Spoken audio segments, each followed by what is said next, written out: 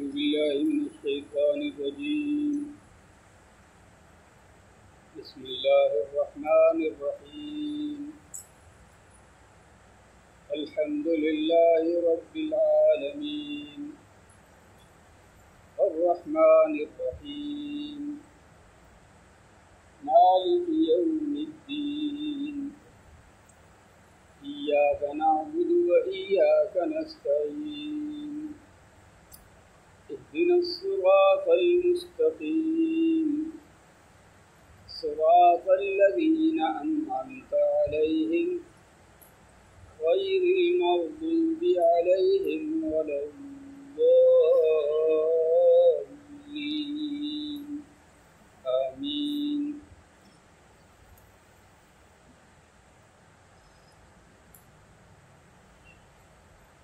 اهدنا الصراط المستقیم.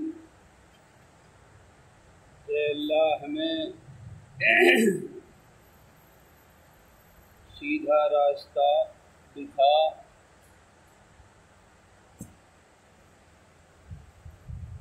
یا سیدھے راستے پر چلا. صراط الذین انعمت علیہم، ان لوگوں کے راستے پر جن پر تو نے انعام فرمایا. غیر المغضوب علیہم ولا الضالین، ایسے لوگ جن کے اوپر نہ تیرا غضب نازل ہوا اور نہ وہ گمراہ ہوئے.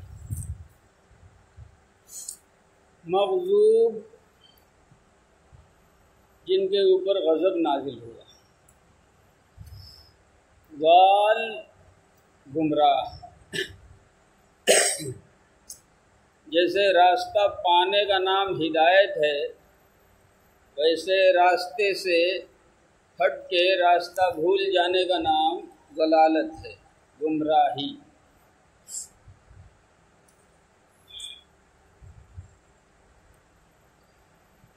غیر المغضوب علیہم، غیر مانے سوا.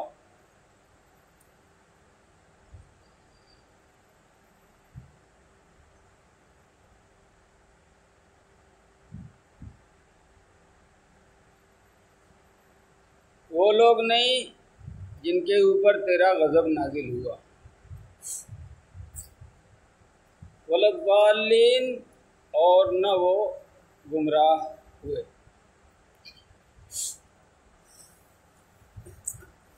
غضب کس کو کہتے ہیں؟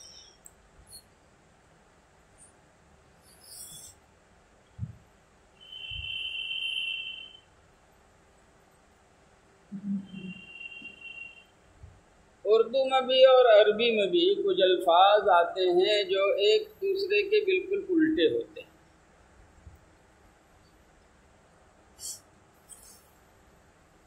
جیسے آپ سمجھ لو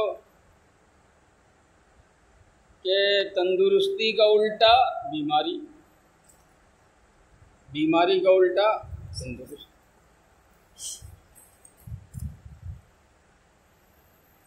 مالدار کا الٹا غریب، غریب کا الٹا مالدار. عالم کا الٹا یعنی جاننے والا، اس کا الٹا جاہل. بالکل اسی طریقے سے عربی میں دو لفظ ہے. ایک ہے رحمت، جس کے معنی آتے ہیں مہربانی کرنے، اور اس کے ایک دم الٹے ہے غضب، جن کے اوپر ناراض ہوا اور جن کو سزا دے.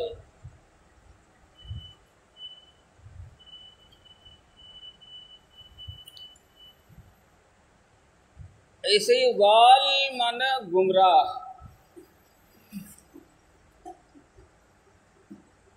ہدایت کے معنی آتے ہیں راستہ پانے کے، اور اس کے ایک دم الٹے ضلالت کے معنی آتے ہیں راستہ کھو دینے. جس کو راستہ نہیں مل رہا ہو اس کو کہیں گے ضال، راستے سے بھٹک گیا.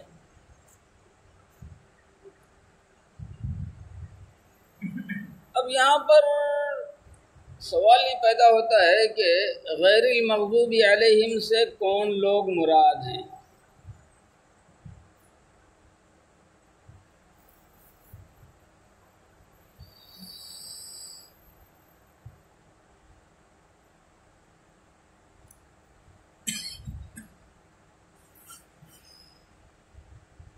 غیر المغضوب سے مغضوب علیہم وہ لوگ جن کے اوپر اللہ کا غضب نازل ہوا، یہ کون لوگ ہیں؟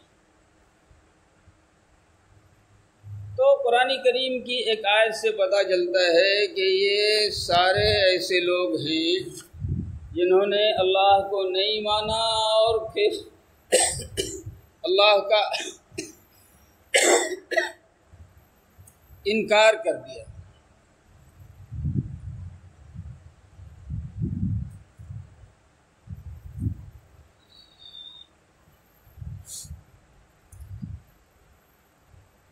لیکن اکثر مفسرین کرام نے مغضوب علیہم سے مراد لیا ہے یہودی، بنی اسرائیل۔ کیوں؟ اس لیے کہ بنی اسرائیل کے بارے میں اور یہودیوں، بنی اسرائیل میں سے جو لوگ یہودی بنے، ان کے بارے میں قرآن کریم نے صاف طریقے سے بیان فرمایا۔ مثلا ایک آیت ہے، قُلْ هَلْ أُنَبِّئُكُمْ بِشَرٍّ مِّن ذَلِكَ مَثُوبَةً عِندَ اللَّهِ مَن لَّعَنَهُ اللَّهُ وَغَضَبَ عَلَيْهِ وَجَعَلَ مِنْهُمُ الْقِرَدَةَ وَالْخَنَازِيرَ وَعَبَدَ الطَّاغُوتَ أُولَٰئِكَ شَرٌّ مَّكَانًا وَأَضَلُّ عَن سَوَاءِ السَّبِيلِ۔ اے میرے نبی صلی اللہ علیہ وسلم، آپ فرما دیجئے، هل أنبئكم بشر من ذلك مثوبة عند اللہ، کہ اللہ رب العزت کے ہاں جس کو اس سے بری سزا دی جائے گی اور برا بدلہ دیا جائے گا، ایسا برا بدلہ پانے والے کون لوگ ہیں؟ من لعنہ اللہ، وہ لوگ جن پر اللہ نے لعنت بھیجی، وغضب علیہ، اور جن کے اوپر اللہ نے غضب نازل فرمایا، وجعل منہم القردۃ والخنازیر وعبد الطاغوت، اور اللہ تعالیٰ نے ان لوگوں میں سے لوگوں کو بندر بنا دیا، سور بنا دیا، نافرمانیوں کی سزا میں شکل بگاڑ دی گئی۔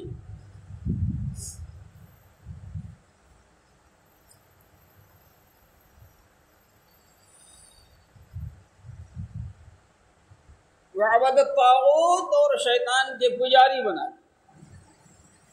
اولئک شر مکانا، یہ لوگ سب سے بدترین لوگ ہیں۔ وَأَضَلُّ عَن سَوَاءِ السَّبِيلِ، اور سیدھے راستے سے بہت دور چلے گئے۔ اب یہاں پر یہ سوال پیدا ہوتا ہے پھر کہ آخر یہودی جو حضرت موسیٰ علیہ السلام کے ماننے والے تھے، ان یہودیوں پر غضب نازل کیوں ہوا؟ خاص طور سے نام لے کے اور لوگوں کے ساتھ تو یہ بات قرآن نے بیان نہیں کی، پھر یہودیوں کے ساتھ ہی یہ بات خاص طور سے کیوں بیان کی؟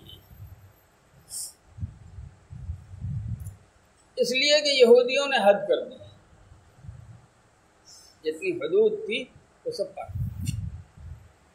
میں نے کل اشارہ کیا تھا اور عرض کیا تھا کہ بنی اسرائیل کو اللہ تعالیٰ نے اپنی نعمتوں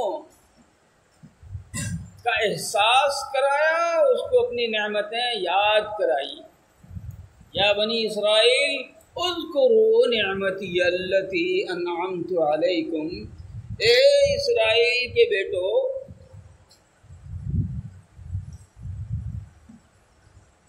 میری اس نعمت کو یاد کرو جو میں نے تم پر کیا.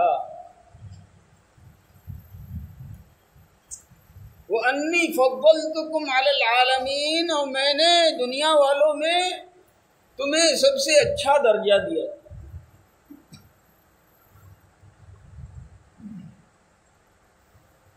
لیکن ہوا کیا؟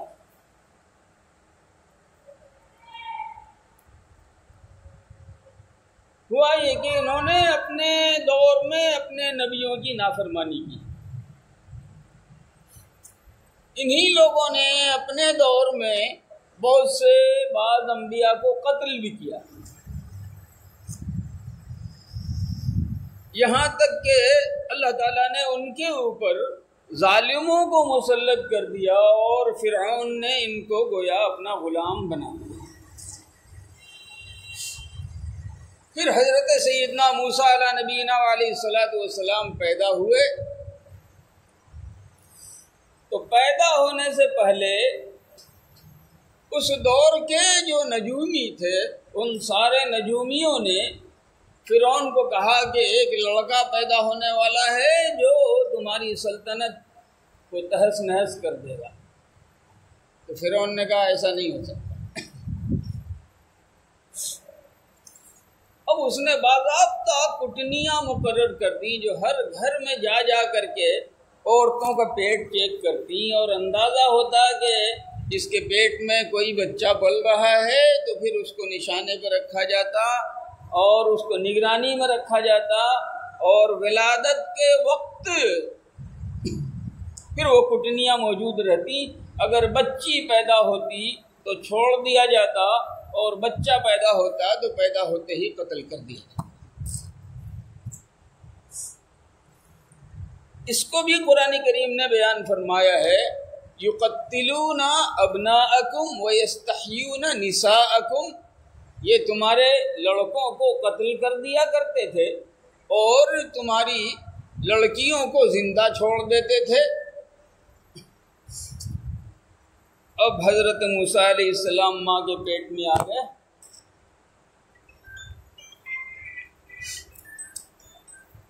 تو ان کو لگا کہ تمام بچوں کا قتل عام ہو رہا ہے، اگر میرے پیٹ میں بھی لڑکا رہا تو پیدائش کے بعد مجھے میرے لڑکے کو بھی میرے نظر کے سامنے مار ڈالا جائے گا. لیکن کوئی چیز اللہ کی قدرت سے باہر نہیں ہے. موسیٰ علیہ السلام اندر بڑھتے رہے اور اوپر پیٹ کا سائز جو تھا وہی تھا. کسی قریب سے دیکھنے پر بھی کسی کٹنی کو اندازہ ہوتا ہی نہیں تھا کہ یہاں کوئی جاندار پل رہا ہے.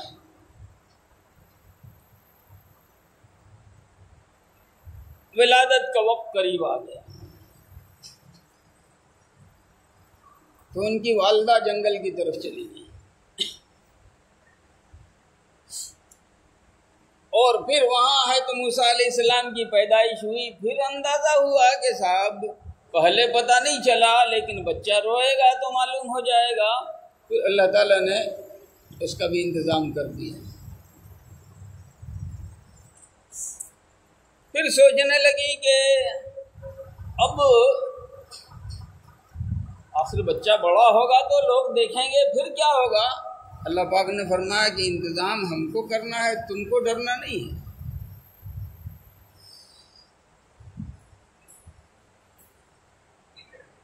اور ان کے دل میں بات ڈالی کہ تم کو زیادہ ڈر لگے تو ایک صندوق بناؤ اور اس بچے کو صندوق میں ڈال کے دریا کے حوالے کر دو.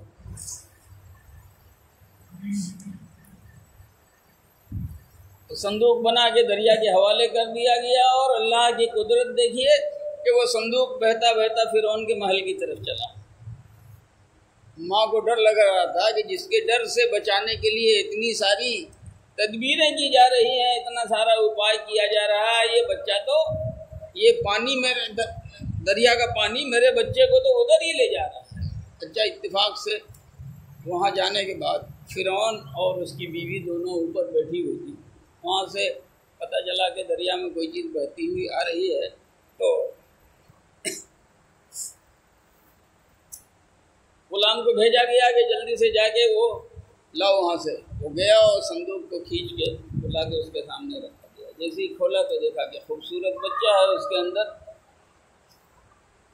اب فرعون کے دل میں آیا کہ کہیں وہی تو نہیں ہے. اس نے ارادہ کیا مارنے کا، لیکن بیوی نے کہا لا تقتلوه عسى ان ينفعنا او نتخذه ولدا. اتنا پیارا بچہ ہے، مارنے کی ضرورت نہیں ہے، ہم کو اس سے فائدہ ملے گا، یا نہیں ہوگا تو اپنے پاس کوئی اولاد نہیں ہے، ہم اس کو بیٹا ہی بنا لیں گے. وہ جس شخصیت کو مارنے کے لیے فرعون نے ہزاروں بچوں کا قتل عام کیا، اللہ پاک نے اس موسیٰ علیہ السلام کو فرعون ہی کے گھر میں پلوا کے اپنی قدرت کا جلوہ دکھایا. واقعہ لمبا ہے. پھر موسیٰ علیہ السلام کو جب نبوت مل گئی، اللہ نے حکم دیا جاؤ فرعون کے پاس، اور ڈرنے کی ضرورت نہیں ہے. اننی معکما، میں تمہارے ساتھ ہوں. اسمع و ارا، میں سن بھی رہا ہوں دیکھ بھی رہا ہوں. فرعون کیا کر لے گا؟ آئے اور فرعون سے بات چیت کیا. پھر جادو کا مقابلہ ہوا. لمبی کہانی ہے، اپنے اپنے وقت پہ قصہ آئے گا. جادو کا مقابلہ ہوا، کوئی جواب نہیں بن پڑا. یہ بنی اسرائیل غلاموں کی زندگی گزارتے رہے. ایک رات حکم آ گیا اللہ کی طرف سے کہ چلو سب کو سمیٹو اور نکلو یہاں سے. مصر میں رہتے تھے، فرعون کی حکومت بھی مصری ہی میں تھی. وہاں سے لے کے جب چلے تو دریا کے کنارے پہنچ گئے، اور اب ان لوگوں نے کہا کہ اب کیا ہوگا. پیچھے سے فرعون اپنا لشکر لے کے پہنچ گیا.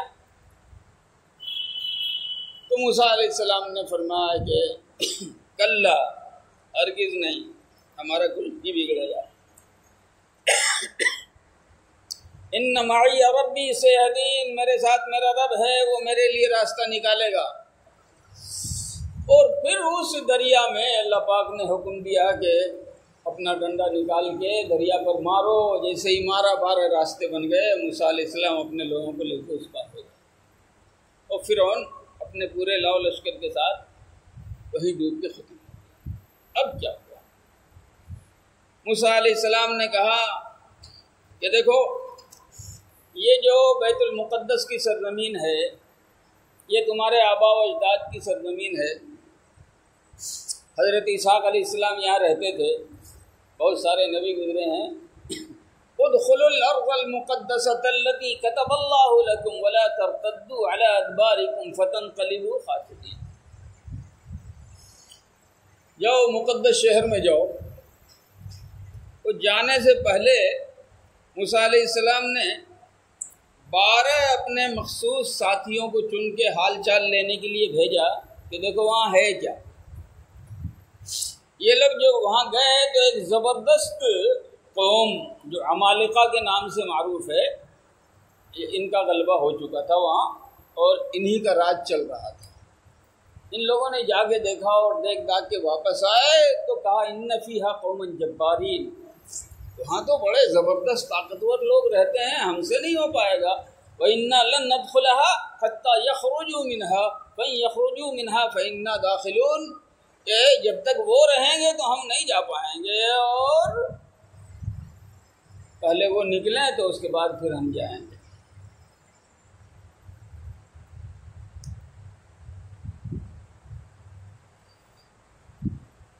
حالانکہ کچھ لوگوں نے کہا علی اللہ فتوکلوا ان کنتم مؤمنین، اگر تم ایمان والے ہو تو اللہ کے اوپر بھروسہ کرو اور اس کے بعد جو ہے تھوڑا بازوؤں کی طاقت دکھاؤ. ایسے سیدھے تمہارے لیے بنا بنایا میدان ہموار رہے اور جاؤ اور جا کے قبضہ کر لو، ایسا تو ہوگا نہیں، تم کو لڑنا بھیڑنا پڑے گا. لیکن یہ سرکش قوم، اس نے کہا انا لن ندخلها ابدا ما داموا فيها فاذهب انت وربك فقاتلا انا هاهنا قاعدون. جب تک وہ لوگ رہیں گے تو ہم ہرگز وہاں داخل ہونے والے نہیں ہیں. اگر لڑنا ہی ہے تو آپ جائیے، آپ اور آپ کا خدا یہ دونوں مل کے وہاں جا کے لڑے. انا هاهنا قاعدون، ہم تو یہیں بیٹھے رہے.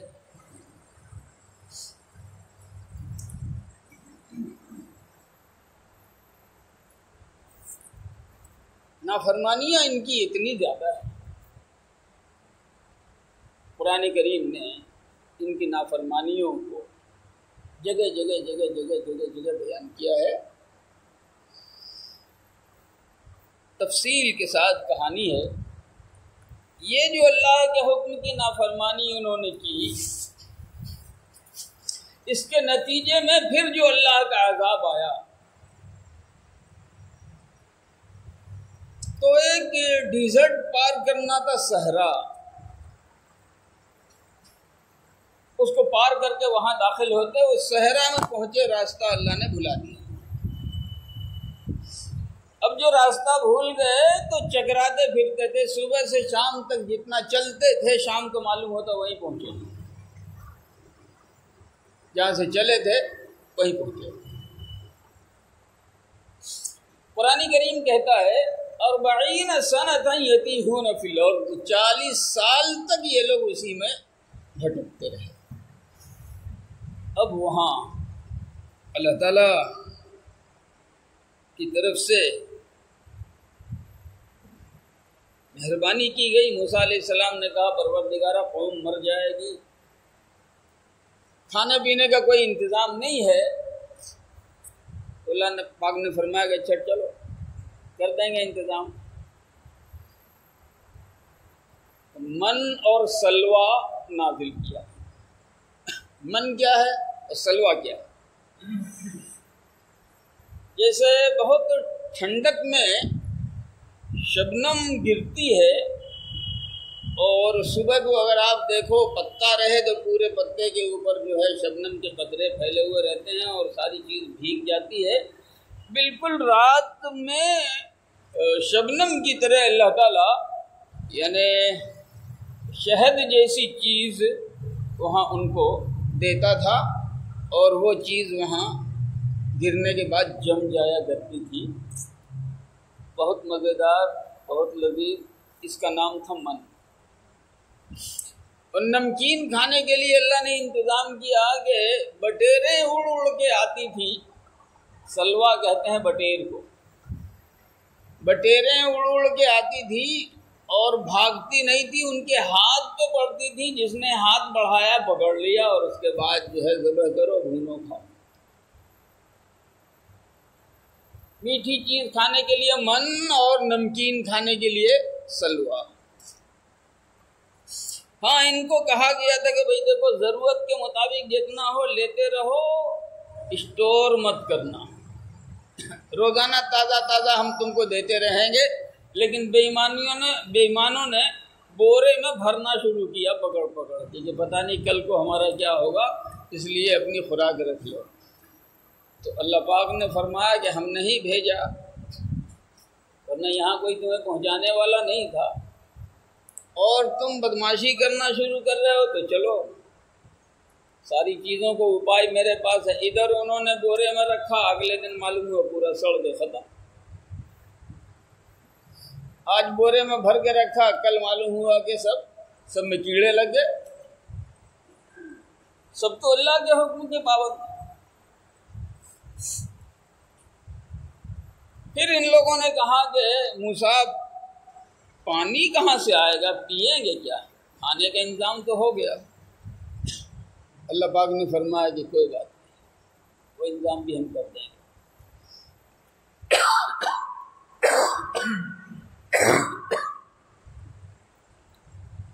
4 فٹ بائی 4 فٹ کا ایک پتھر،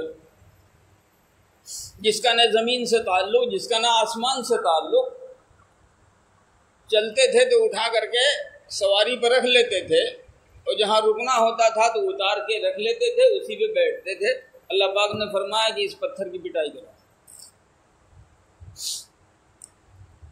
نکالا ڈنڈا اور اس کے بعد اس پتھر کی پٹائی شروع کر دی، تو اللہ تعالیٰ نے اس سے 12 چشمے جاری فرمایا، چاروں طرف سے 3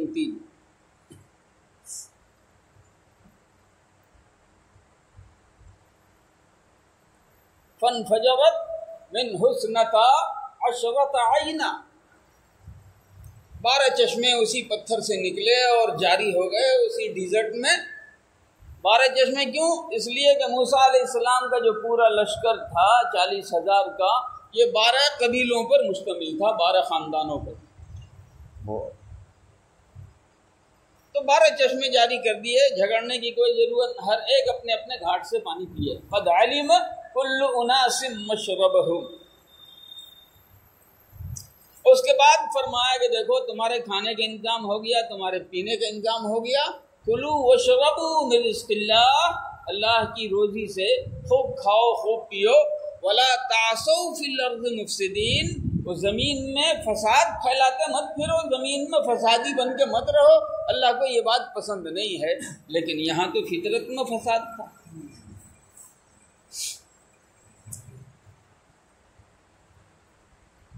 چالیس سال کے بعد جو ہے راستہ دکھائی دیا۔ ہاں انہوں نے ایک بات اور کہنی شروع کی، لن نصبر علی طعام واحد وادع لنا ربك يخرج لنا مما تنبت الارض من بقلها وقثائها وفومها وعدسها وبصلها۔ یہ گھی کھانا من اور سلوا کھاتے کھاتے طبیعت اکتا گئی ہے۔ اللہ پاک سے کہیے کچھ ککڑی اگا کے دے دے ہم کو، کچھ پیاز لہسن دے دے۔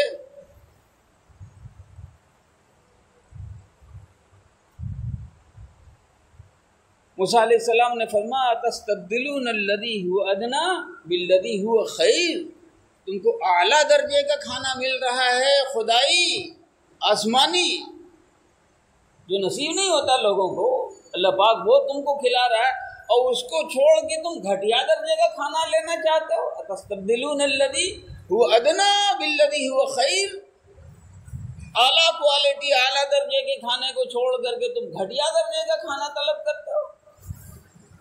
ٹھیک ہے، اگر ایسا ہی ہے تو جاؤ فلاں شہر میں، فَإِنَّ لَكُمْ مَا سَأَلْتُمْ، جو تم مانگ رہے ہو تم کو وہاں ملے گا، محنت کرنی پڑے گی۔ بیت المقدس میں جب داخلے کا وقت آیا اور ان سے کہا گیا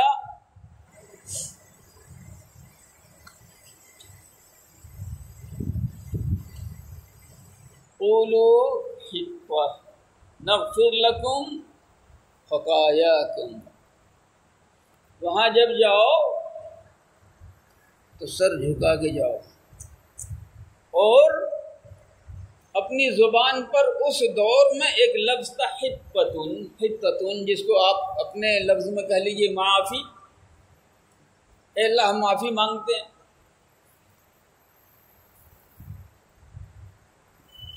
ادخل الباب سجدا، سجدہ کرتے ہوئے جاؤ، ادخل الباب سجدا، سجدہ کرتے ہوئے جاؤ، وقولوا حطة، اور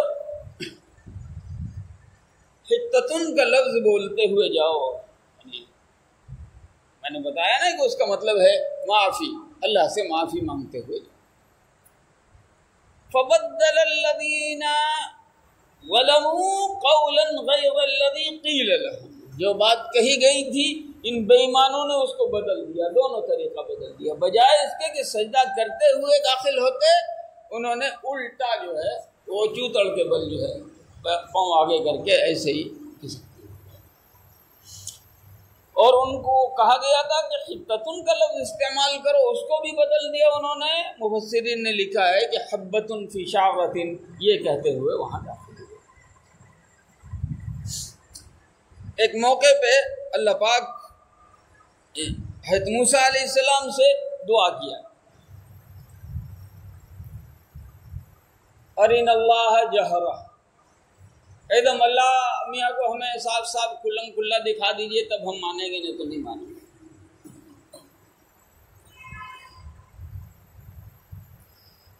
بہت سمجھایا موسیٰ علیہ السلام نے، بہت سمجھایا۔